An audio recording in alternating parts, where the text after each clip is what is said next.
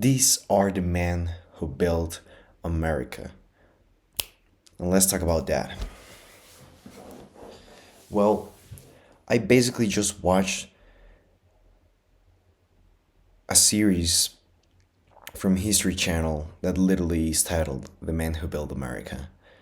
And I wrote the lessons that I got from it. So let's go through it. I want to talk about the lessons for the men who actually built America. So I have that here. Let me make my camera smaller. And let's go. So this is what I got. The man who built America. Not only America, but now that I think about it, the world. Should be the world. Let me actually put the world. World flag. I don't know if there's a world flag. World flag. Let me just put it right there. Because this is not only about America. This is, now that I think about it, this is really also about the world. So yeah, there you go. America and the world. Obviously America primarily. So who do we have here? We have Cornelius Vanderbilt. We also have John D. Rockefeller. We also have J.P. Morgan. We have Andrew Carnegie. And we have Henry Ford. So that's the guys we have. And below is basically the things that they did, the value that they provided in order to build America, right? To build America and the world itself. So let's start with Cornelius Vanderbilt. I'm actually going to go firstly with this guy. So Cornelius Vanderbilt, basically what he did, as you can clearly see here, was railroads and shipping. That was basically the thing that he was doing. And it was very interesting because all of these guys correlate. At the end of the day, all of these guys were the first generation of entrepreneurs. The first generation of entrepreneurs that actually provide a lot of value. Because obviously before these guys, there were probably a lot of entrepreneurs, but they probably didn't provide as much value, right? You had, I don't know, in ancient Egypt or on, the Aztec Empire, you had people that were merchants, right? They're essentially entrepreneurs, right? They're actually putting some risk in whatever. But these guys are the real definition of entrepreneurs because these guys have really provided some incredible value to the world, either for good or for bad. So these are the first generation. I consider these guys the first real generation of what we know currently as entrepreneurs. So let's go through it. And the interesting thing is that because this was the first generation, obviously in a generation, everyone is existing at the same timeline, right? So all of these guys were essentially, or at least mostly, I think these primary four guys were existing at the same time. So it will be very interesting. Here I have all the lessons. It's going to be very interesting because at the end of the day, it's literally how about all these guys not only built their empires essentially, but also how they had a relationship between each other, which really changed a lot of the history. So let's start with Cornelius Vanderbilt. I also said basically railroads and shipping. Then we go with John D. Rockefeller. I think it's one of the most famous from here. This one was basically about oil, primarily refining, because one thing is extracting oil, another thing is refining, and this was primarily about refining oil. Then we have J.P. Morgan, which was basically about banks, right? But there's, most people know J.P. Morgan for banks, for the banking industry, and basically, the king of banking. But also another very important thing that I learned from watching this is also that this guy was highly correlated with electricity, with the beginnings of electricity, and that's why we have Thomas Edison and this guy. I'm going to talk about it in a while. Then we have Andrew Carnegie. What happened? Then we have Andrew Carnegie. A lot of people don't know him, but this guy was basically very influential on steel. So this guy was like this was about steel basically. And then we have Henry Ford. I think this one is the most known one. Obviously, Henry Ford, about automobiles. Like at the end of the day, he had his company still existing. Like you see Ford cars all over the place. So yeah, this is the Model T, by the way. And yeah, I'm basically gonna talk about how these guys built America and the lessons that I got from this. So let's go through it. I actually have it. I actually posted it. Oh my god. I actually posted it on X. Posted it on X. So there you go. I have this one. The Man Who Built America Lessons. So let's go to the first one. I'm just gonna make my thing bigger. So the first thing that I wrote was this. Based on knowledge, have the vision and the imagination of what's going on, what's going to be important, needed, or demanded in the future, from Vanderbilt. So basically here it's what it says. Based on the knowledge that you have the vision and the imagination of what's going to be important, needed, and demanded in the future. In this case, this is a very important one, because like if you really think about it, what all these guys have in common is that they essentially have what? Knowledge, right? They obviously had knowledge. All of these guys were not like they knew how to read, they knew how to write, and obviously beyond that, they knew a lot about a lot of stuff, right? Then not only that, but these guys also had what? The vision and imagination. All of these guys started from zero basically, and that's pretty well, except this guy. But most of these guys started basically from zero, and they just went from zero to hero, right? Like all of these things that you're seeing below, that is basically how they built America and the world, is basically the vision. Like all of these that you're seeing and all of the value they provided is literally the vision that they had before creating that. So they had a vision and imagination of what's going to be important, needed, and demanded in the future.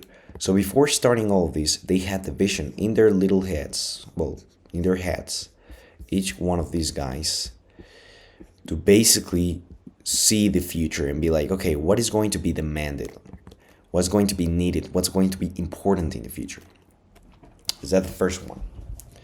And at the end of the day, all of these lessons, at the end of the day, there's a reason why I call it lesson, right? Like, at the end of the day, what is a lesson? A lesson is a amount of teaching given at one time, a period of learning and teaching. Like, at the end of the day, a lesson, you can utilize it, like, for today's world, right? Obviously, these can be utilized for today's world, and I think it's going to be utilized for the rest of the time that we, humanity, have on this existence or whatever. So yeah, that's the first one. Let's go to the second one. 2. Be smart on how to use power. Analyzing all possible scenarios and taking a decision from there. Not emotionally, but strategically, especially in today's world. This one I got it from Vanderbilt closing railroad access to NYC. So this one's pretty important, because at the end of the day, okay, let me give context. Vanderbilt, basically on the series, they portrayed how Vanderbilt, this guy, Cornelius Vanderbilt, oh my god, what's happening? There you go. They basically portrayed how this guy, Cornelius Vanderbilt, as you know, this guy's correlative and basically was about railroads and shipping, closed the railroad access, the only railroad access at the time, in the 1800s, to New York City. This was a strategic thing, basically because, you know, the competitors of Vanderbilt weren't seeing Vanderbilt as a threat, and this guy was like, oh, do you really want to test me? And he just did that. Now, obviously, there's like moral things that, was that good or not? But basically, that's the lesson, right? Be smart on how to use the power, because he had the power to close the only railroad access with passengers, with a lot of shit, to New York City. So basically, be smart on how you use that, and analyzing all possible scenarios. Because there's this is going to be very interesting. There's a lot of lessons that are basically from mistakes that these guys made. You know, a lot of lessons that I'm going to talk about are from like successes that they had and pretty smart things that they all did. But also, a lot of the things I'm going to talk about here is about things that they had wrong, or at least from what humanity right now, as of 2025, sees wrong, right? At the end of the day, they live in the 1800s. So the 1800s was the 1800s at the beginning of the 1900s, 19th and 20th century is a very different time from the 21st century, right? But yeah, basically that's the thing. And, analyze all possible scenarios and take a decision from there. Not emotionally, but strategically, especially in today's world. So in this case, for example, I think Vanderbilt needed to take a more strategic decision because at the end of the day, all of these guys had pretty big egos. But who knows? Maybe that was very smart, right? Let's go to the third one, which is be careful and mindful about how to play the game. In this case, what I mean by the game is basically there are certain scenarios that require zero-sum games, but long-term positive-sum games are more beneficial for humanity. Obviously, if your vision is benefiting humanity. Okay, what does zero-sum and positive-sum games mean? Well, zero-sum games are basically games where in order to be a winner, there's got to be a loser. So obviously all sports are a great example of zero-sum games. Like for example, football, it's basically a winner and a loser, right? For me to win, you gotta lose. And that's basically a zero-sum game. Now, a positive-sum game is a game where both, like where multiple people win. There's not just one winner and one loser. It's like there's multiple winners. Like for example, I think I think capitalism is a great example of positive sum games. Obviously, there's both scenarios where there's zero sum games and capitalism, but also positive games. Because at the end of the day, like let me provide the best example. For example, you have two guys, and I know this is gonna be very like. I know this is going to be very simple, but basically that's the thing. You have two people. One is very good at building. I'm gonna go with these scenarios. One is very good at building railroads, sorry, which is basically this guy. The other one is really good at oil. In this case, or in capitalism, or in this scenario of capitalism, it will be a positive sum game because both guys win, right? This guy benefits from this guy, and this guy benefits from this guy, and both guys win because there's a demand for both things. It's not. That's basically what positive sum games mean. So what I wanted to share with this is basically to be careful and mindful about how to play the game, because certain scenarios may require zero sum games, where you might actually need to win in order and the other one to lose.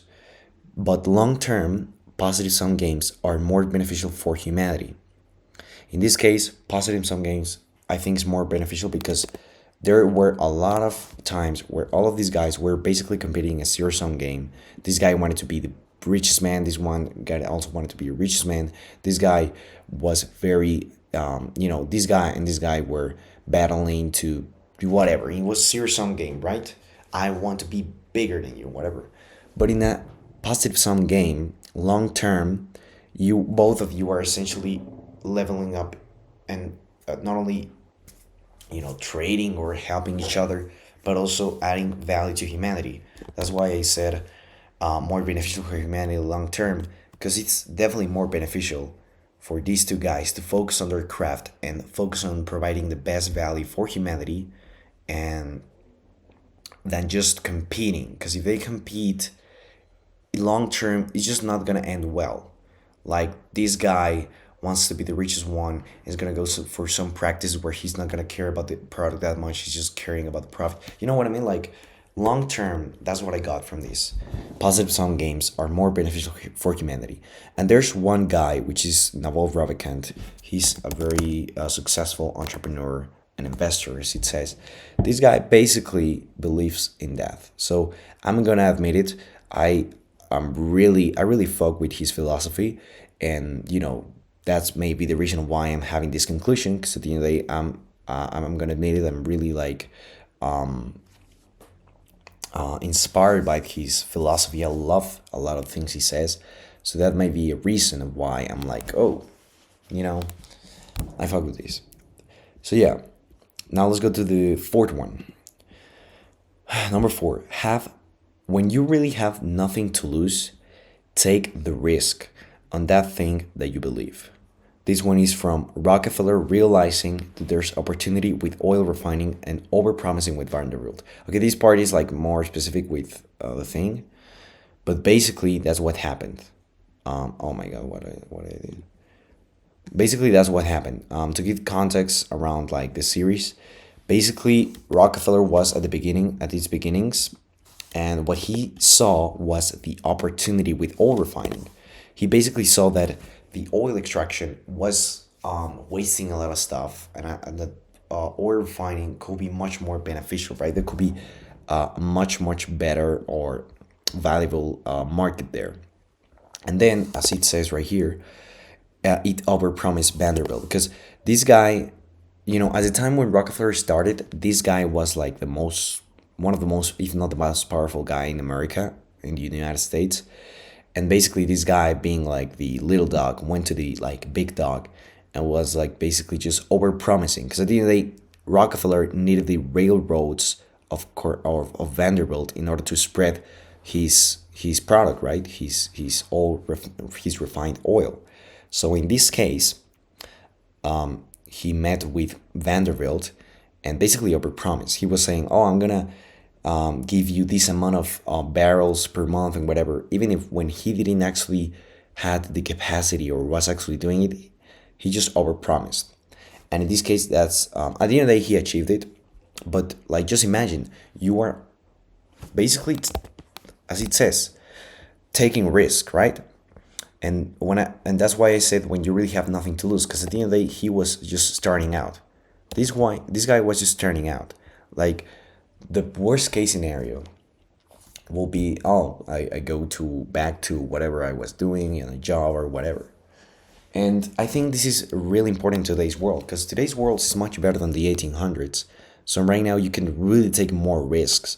Like right now there's far more opportunities, and basically that allows you to have a safety net for you to take more risks. So yeah. And yeah, this guy, Rockefeller, just believed on this thing and took the risk and worked hard for it, and the rest is history. Number five, in every problem there's opportunity. Rockefeller on choosing refining rather than extracting oil. In this case, what he saw was a problem. You know, he saw the problem with oil refining. It was very inefficient, and also the problem of extracting and whatever. And this phrase really got marked by me. I think I saw it from Luke Belmar. He's another great entrepreneur from Argentina. No, Luke Belmar. I got this one from Luke Belmar. It's basically, in every problem there's an opportunity, and that's really true. Like, for example, oh, I have a weight problem. Oh, the opportunity there is to get healthier. Oh, I have a money problem. The opportunity is to make money. I have a problem with whatever. You know, what can I say? I have a problem with this thing breaking. Oh, the opportunity is to fix this. You know what I mean? Like, there's in every problem there's an opportunity. I really believe that, and I think that this was nailed down with what Rockefeller, was going through in this case. At the end of the day, there's thousands of lessons you can get from all of these, but I think this is like, in my opinion, and based on my current limited knowledge, just what I got. Number six, use the zero sum game wisely, but don't make it your long term strategy. Build something so good you don't need to kill the competition. They'll just fade away. In this case, is Rockefeller on crushing his entire competition to become a monopoly. This is what I was talking about before. Like the zero sum, as I said, is a game where you basically for you to win, there's got to be a loser and whatever. And yeah, I mean, I'm not saying that you gotta completely ditch that kind of game. Like there's some scenarios where that might be helpful, and where that might be absolutely necessary in order for you to continue with your goals or continue with your vision.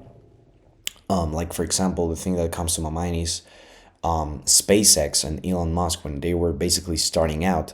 You know, in order for them to survive, one of the key things they needed was contracts from NASA. In this case, I think they gave them $2 billion or whatever. I don't remember, and they were basically competing with other private space companies. In that case, that was a zero sum game, right? And they basically won at that. So in that case, obviously, some people might question me, oh, this is morally wrong or whatever. But like sometimes it's just necessary. Like it's not that you don't need the zero sum game. As I said, use the zero sum game wisely, but don't make it your long term strategy, right? For example, SpaceX, did that wisely because at the end of the day, that was a really incredible push in order to like get to where they are now, or start.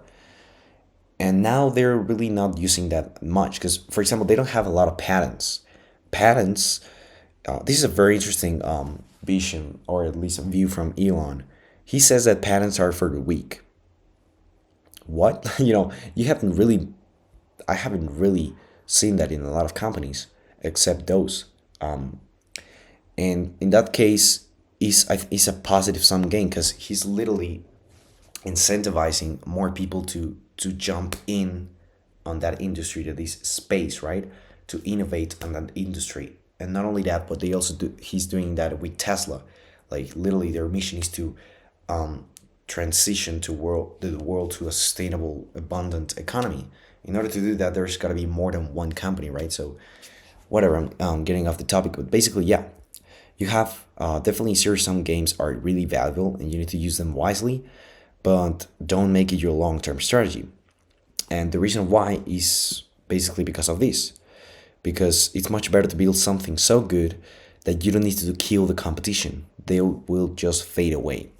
And I think that's really important. Not only because literally they'll just fade away and you don't need to like spend your energy on killing, which doesn't seem that intelligent, but also you are actually providing value to humanity. Like you're actually building something so good, which means something much better for humanity, a better product, a better thing, whatever.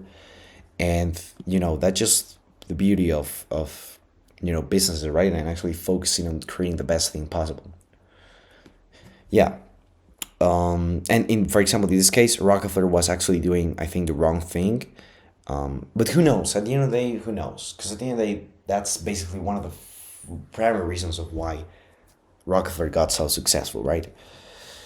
But yeah, it's just a lesson, right? Like at the end of the day, the fact is that Rockefeller crushed his entire competition to become a monopoly. Like he was literally buying all the refineries. So yeah, let's go to number 7. Thinking, thinking in first principles rather than by analogy leads to innovation, which then leads to a more favorable position. This is from Rockefeller realizing he can transport his oil through pipes rather than railroads. Obviously, at that time, now it's very common, but obviously at that time that was a innovation, that was a revolution. It was not very common to transport stuff through pipes, right? It was much more common through railroads, right? That's why this guy was like really powerful at that time. And this guy Rockefeller was basically like, what if I do this, right? And he basically did that. What I mean by, oh my God, what the fuck? What I mean by first principles is basically, how can I describe it? Basically, thinking in a way where you can distill a problem to its fundamental truths. For example, in the case of, let's just go through this example, right? Like you have Rockefeller, and it's like, okay, instead of thinking by an analogy, which literally is like looking at what people or what other people are doing and actually do that, which in this case will be, oh, all these guys are transporting his stuff through railroads. Let's continue with railroads. No, thinking in first principles is like literally distilling a problem and just reasoning through its most fundamental truths, right? So in this case, it's like, okay, how, like, what is my goal? My goal is to transport oil from point A to point B. I have railroads, that's an option. But what other thing can I actually do? Oh, okay, you can do it through pipes. I'm obviously simplifying, it's much more complex than this. You need to really think very much, a lot, in order to go come up with innovative things and whatever. But that's just like a thing, it's like, oh, what if we use pipes and whatever, it's basically, let me go to another example. For example, and I'm gonna go to the SpaceX example again, because this is where I learned this first principle stuff from SpaceX. You know, at the time when SpaceX started, most of the rockets were like really expensive, and obviously they weren't reusable like they're now with SpaceX and whatever. And basically, what Elon did, and when not only Elon but their team did, was to use first principles rather than an analogy. For example, by analogy will be, oh, source this rocket part from this company, or let's source this from whatever. But the first principle is like, okay, what is this part made of?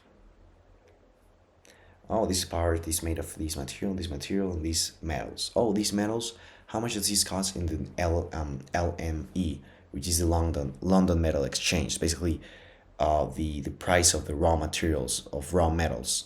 Oh, this is this way. Oh, what if you just do it that way? Oh, turns out it's gonna be 100% or 60% much more cheaper than just getting it from this company. You know what I mean? Like, is basically distilling a problem to its most fundamental truths. And I think this is basically what Rockefeller did here. He didn't went by analogy, but actually went through first principles. Okay, let's go. Number 8. Be confident and authentic on the value that you will provide. People trust you more. And that's simply because life is mostly a game of dealing with people. So yeah, this was basically because Rockefeller was confident on his product when was sharing it to investors and when was negotiating railroad rates with Vanderbilt. One of the keys of Rockefeller's success was his privilege at the railroad rates. He really had much more lower rates than other guys, and that was basically an incredible reason why he got very successful, right?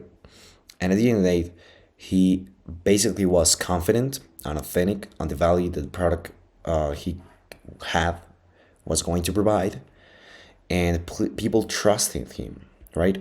If he was not confident, right, he was not confident and authentic, he was not going to be trusted by his investors, and he was really not gonna pull this off.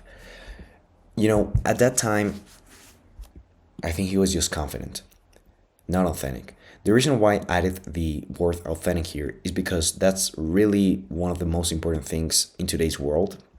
Authenticity. Oh my god, this again. Authenticity is one of the most important things in the world right now. And that's just how the world works right now. Obviously, back in the day, I think authenticity wasn't that important. I think being confident was more important. But I think right now, it's really important to be authentic. People really value authenticity more than anything else right now, especially on the content creation game. So that's one of the reasons of why I put this. So yeah, that's pretty good lesson. And yeah, simply because life is literally mostly a game of dealing with people, dealing with human beings. Number 9, emotion will always be present. We currently can't get rid of that, obviously. But the important thing is what you do with it, what you do with that emotion. This I got it from Carnegie reaching investors when having debt for the St. Louis Bridge construction. This was very interesting because there's another lesson from here. Basically, Carnegie, as you can see, he basically built the St. Louis Bridge, which was like the first bridge made of steel or something like that. It was a very innovative thing at the time. It seemed impossible and whatever, all that stuff. and he basically was in debt with all these steel companies or whatever, because he was very expensive. And then he was on a low point where basically he was in debt with this bridge and all that. And then, obviously, when you're in debt and you're a human being, you have these emotions, right? But in this case, that's where the lesson comes. Emotion was present, but the important thing here is what he did with that emotion. He didn't was like he wasn't like, oh my god, I'm gonna give up, whatever. No, he was like, okay, I have this fucking emotion, but I'm still gonna do it, right? He basically called more investors and whatever, and I think that's very important right now.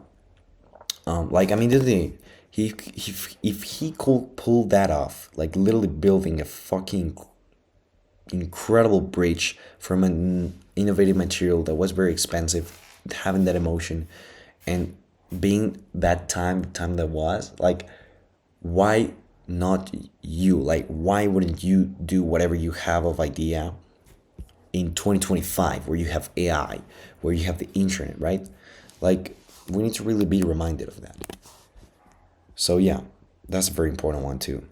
Number 10, be surrounded by winners. It will make your environment one of winning, which makes you a winner too, right?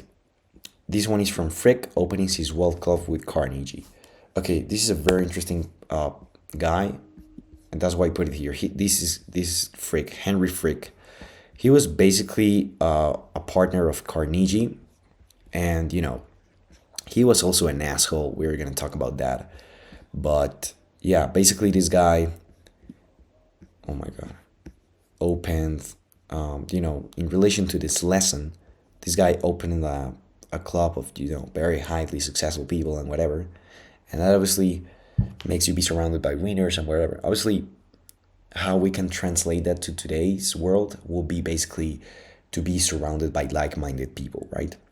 I think that's very important because you are really what the five people that you spend the most time with. You are that guy basically that really makes you. So yeah, that's very important. Number 11, great leaders find partners that help them exploit their weaknesses while not dancing on their strengths. This is from Carnegie, leveraging freaks, not giving a fuck about a lot of to achieve something. Yeah, this guy, as I said, he was an asshole. If you don't know the story, I'm gonna talk about it in a while. But this guy basically didn't give a fuck. That's why he was an asshole. And Carnegie, interestingly enough, wasn't that of an asshole compared to this guy. He really cared a lot about his image, cared, doing more good than this guy. And basically, he needed to. There was a point in history where he needed to do something, but he was like, "No, I cannot make this. Like, I think I'm gonna feel like the bad guy." Oh, interestingly enough, I have one guy that literally doesn't give a fuck. Let me use that guy. Obviously, don't do that. But basically, this is what I got from that. Great leaders find partners that help them exploit their weaknesses while not dancing on their strengths. Basically, find someone that has something that you don't have, and they can and you can complement. You can complement your weaknesses with your strengths and your strengths with your weaknesses. I think that's very important. We can obviously see that in a lot of great companies that have been started, like Apple. You had Steve Jobs and Steve Wozniak. Steve Wozniak was more like the engineer. That's something that Steve Jobs lacked. And then Steve Wozniak wasn't really good at selling. And that's something that Steve Jobs was really good at. So yeah, let's continue. 12, 12, 12. Don't prioritize profit over the death of humanity. Frick wanting to maximize profit at the expense of workers' conditions. That's one of the things that I was like, man, this guy's an asshole. This guy basically wanted to maximize profit at the expense of workers. And basically, he didn't give a fuck. Workers, were starting to reveal, like, they were not liking that. Like, the working conditions were hell. It was very bad. And they were starting to, like, just don't like that, start to protest and whatever. And this guy was like, "Oh, you're gonna protest? I'm gonna send you an army." He literally did that. And basically, that didn't end very well. 9 people were killed and whatever. So, yeah. That's a great lesson to not prioritize profit over the death of humanity. If just don't do that. Like, why? You know? So, yeah, let's continue. Now, obviously, there's gonna be errors because obviously there's gonna be the typical guy which is gonna be like, "Oh, but what are you talking about? This company was killed by a car, and that's obviously errors are gonna happen. Like for example, in this next wave of robotics, of humanoid robots that are gonna come, that is literally gonna be one of the most valuable products in the world. People are gonna die from those things, just as people have died and are still dying a shit ton from cars. But that doesn't mean we are gonna ban cars. Like, we just gotta be more careful. We gotta improve the technology and whatever. At the end of the day, the important thing is that Ford Motor Company or Tesla doesn't have on its priority kill humans. You know what I mean? But yeah, obviously there's gonna be deaths, there's gonna be mistakes, and that's very important. That's very serious. But yeah, this guy really didn't give a fuck because this guy actually had the option of not doing that, but he still did it. So that's what I mean. Number 13, trust must be balanced with vigilance and accountability. This is from Carnage, realizing Freak was first an asset and then became a liability. Basically, Carnage realized that this guy didn't give a fuck about a lot of things, and long term, that wasn't really good for his reputation and his company and whatever.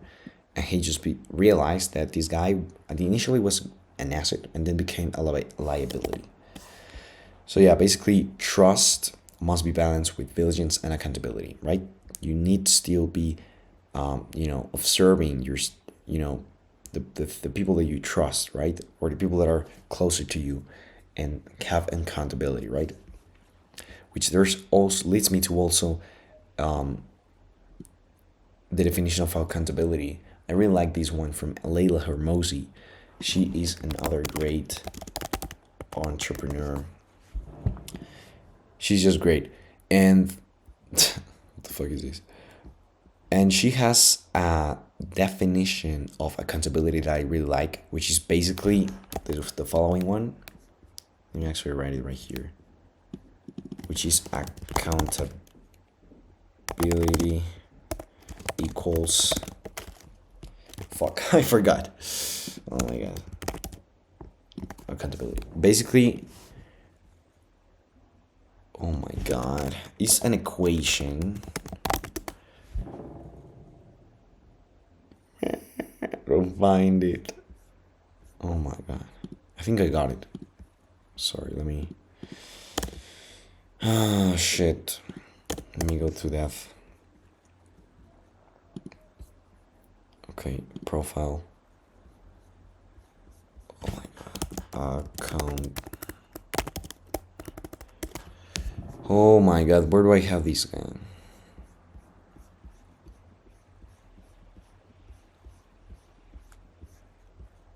What is happening?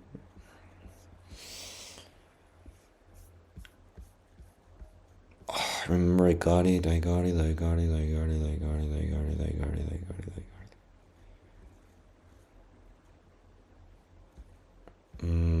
don't find it.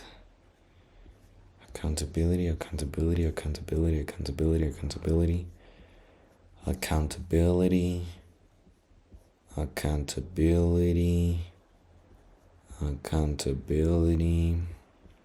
There you go, here it is. Accountability equals expectations plus measurement times reinforcement. And I think I just love that because that's literally what accountability is.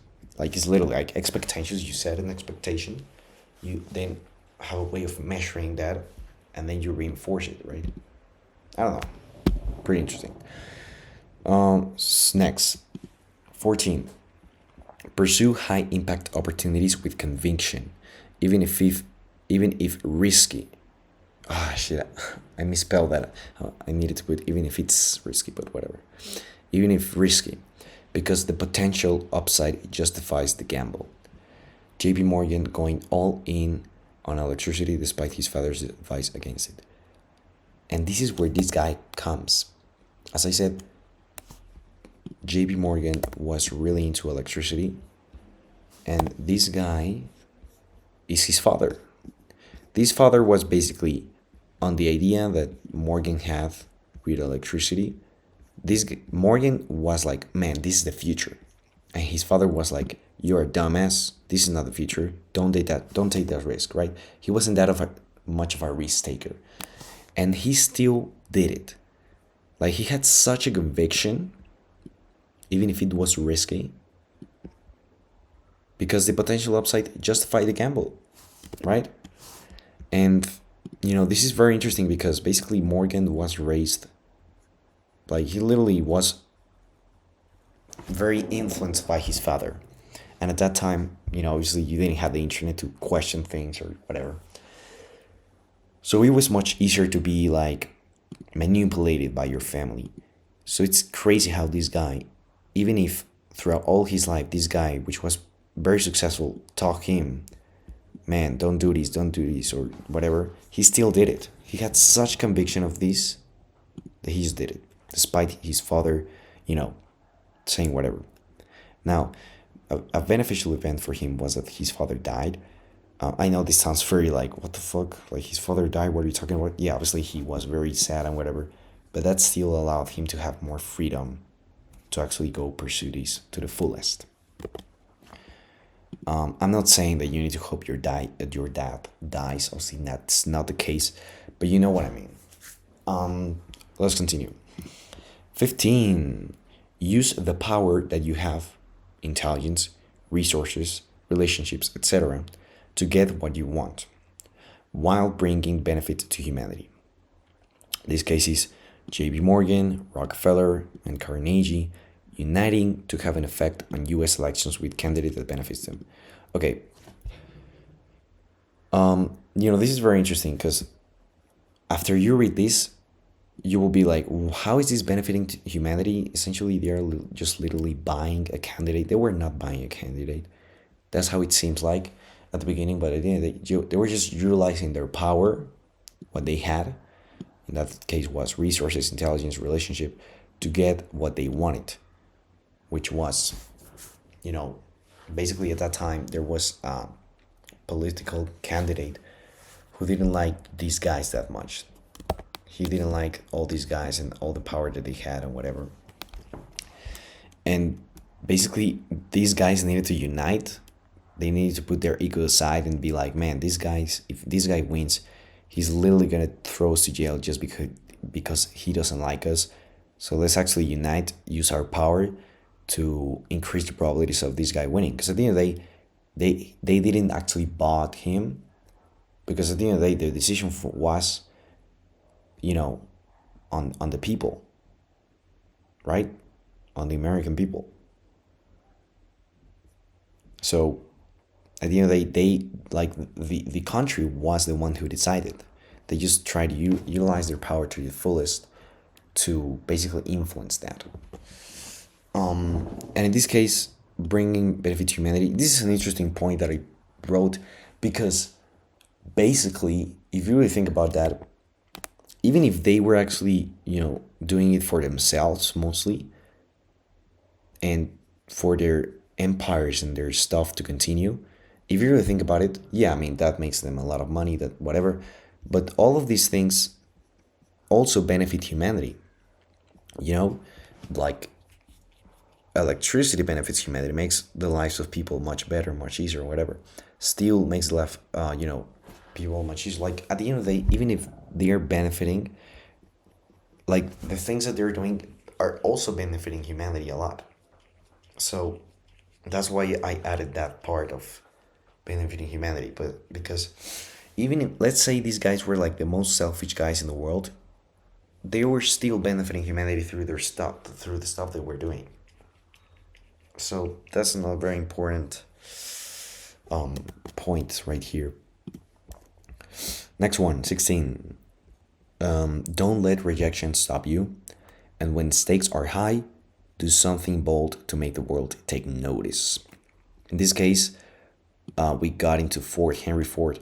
This was when Ford won a race against an alum member, which then led to investors and then starting his company. What is an alum member?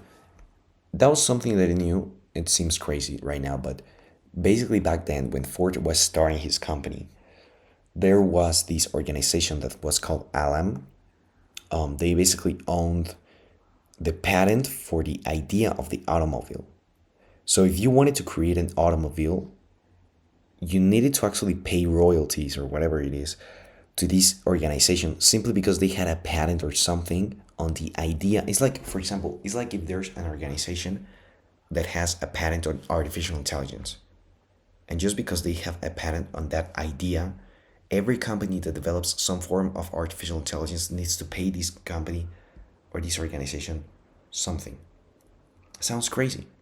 Obviously, at the end of the day, Ford fought and got this to court in order to win this, because this really doesn't seem that, interesting. Like, what the fuck? But this was a key moment. Like, Ford basically don't because before winning this race, he basically put applied for alam. Back in the day, you needed to apply for this organization in order to get accepted and actually be like, oh, you can sell cars. And he got rejected. So in that case, he basically didn't give a fuck about the reaction. Basically, don't let that rejection stop him. And then stakes were high. He did something bold to make the world take notice, which in this case was winning a race against an alum member. That was like, wow. And that's like the first time where Ford became like actually famous and like a hero or whatever. And that led to investors helping him and starting his company. So that's very important, and this is still important right now. The great example that comes to my mind is Liquid Death. Liquid Death is a company that, as you can, like, literally just by their name, this thing is being reinforced already, which is do something bold and to make the world take notice. Like, imagine a water brand that literally is called Liquid Death. That is bold and also makes the world take notice. And that's basically what the founders of this company did. They basically made something bold, an idea that was a bold idea, and then they, it's a very interesting story because they just had the idea and they made an ad, a Facebook ad, and they just posted on Facebook without having any inventory. They didn't have a single can. They just had the post, and this post went viral. And once that went viral, the world took notice. Then investors invested on that, or I don't know how it was, and they created the company. That was very interesting, and I think this is a really good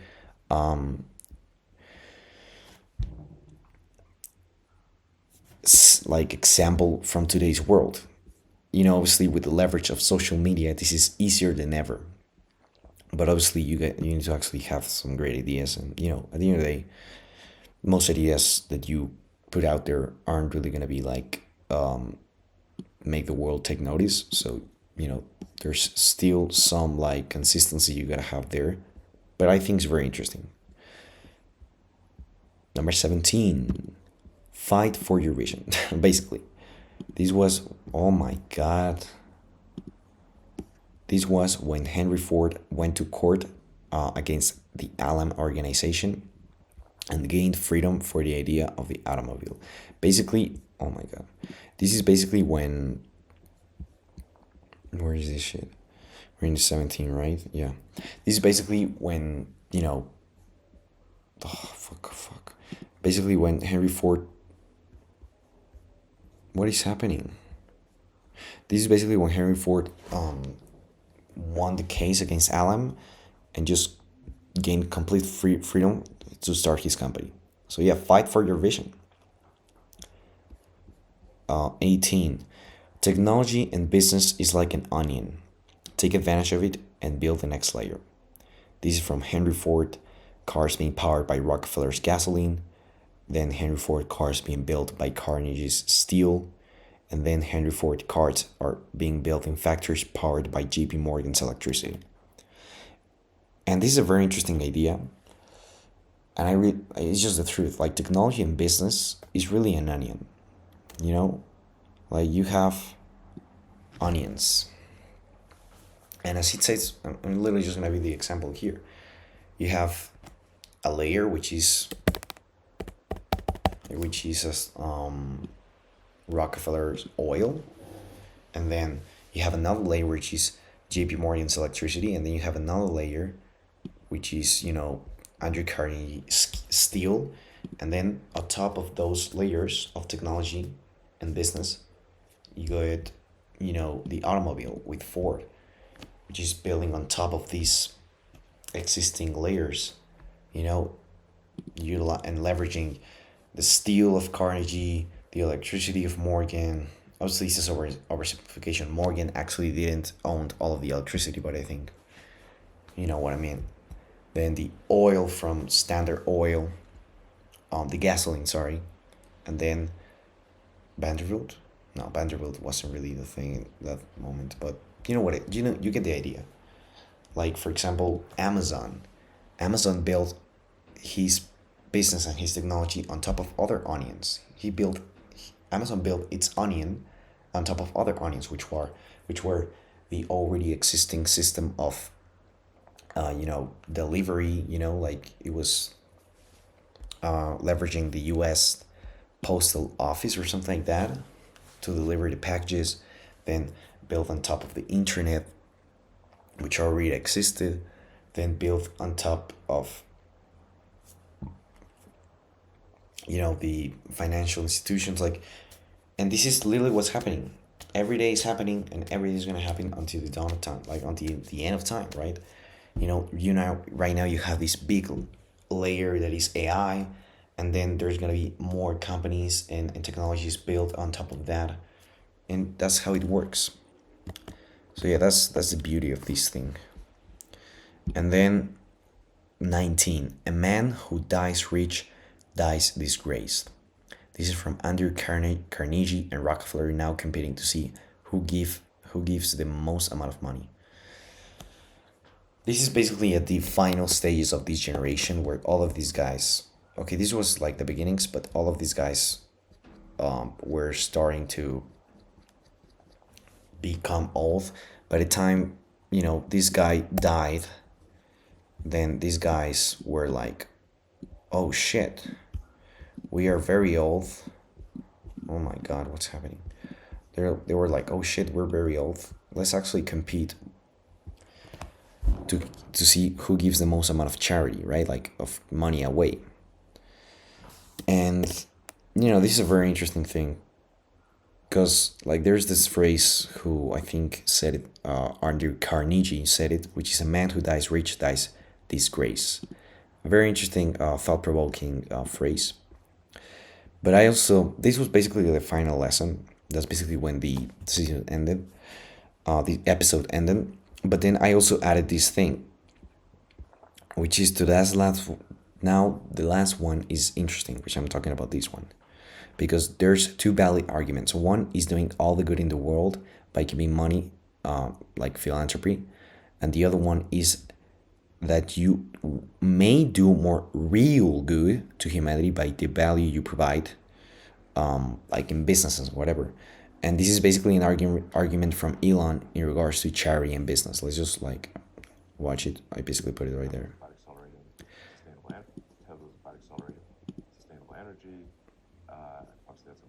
There you go.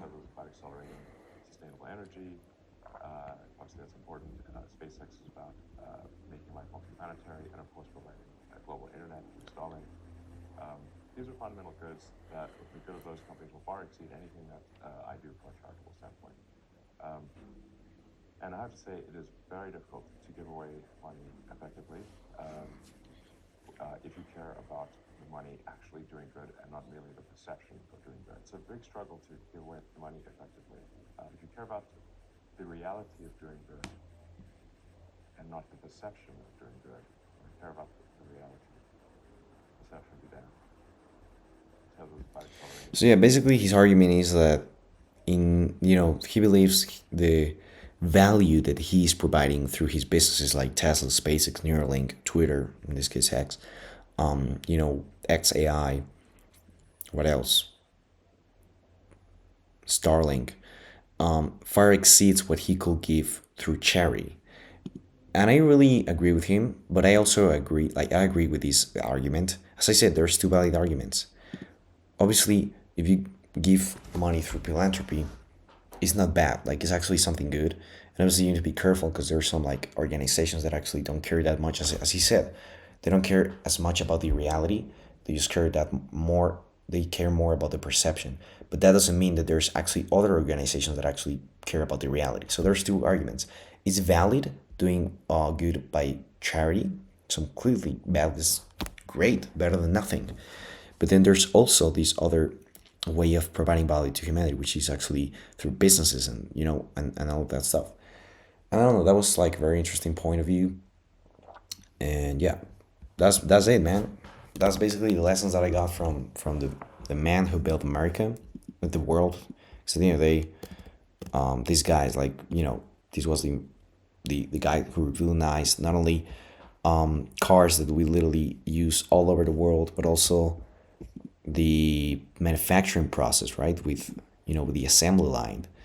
Like at the end of the day, this was not only America. I'm gonna put the world because this was really who built the world. But obviously, America is the thing they use on the series because most of these guys were actually focused on America and basically improving the economy, which is the goods and services, of America. And this is basically the guys, or at least the most influential guys that basically made America like the most prosperous nation in the 20th century. Right now, there's a competitor, which is China, and then there's other nations that are getting closer. It's not only America now. Obviously, the biggest one is China. So it's really interesting. And I don't know, I thought it was very interesting. Basically, the reason why I wanted to watch these was basically the whole point of this is just to demonstrate the incredible value that there is on history, right? The incredible value that there is on actually learning about history. Obviously, this was more related to like business and whatever, but yeah, just the incredible value that you get from reading history widely and the lessons from history, right? At the end of the day, there's a lot of things that repeats themselves, and I think you're definitely much more better equipped if you know about history and you view history through these lenses of learning from it than if you don't know anything about history. So that's basically the reason why I watched this, and obviously this is just a very small portion of the entire history of humanity. There's definitely some much more lessons, but I don't know. This was like a funny experiment to demonstrate the importance of that. There you go.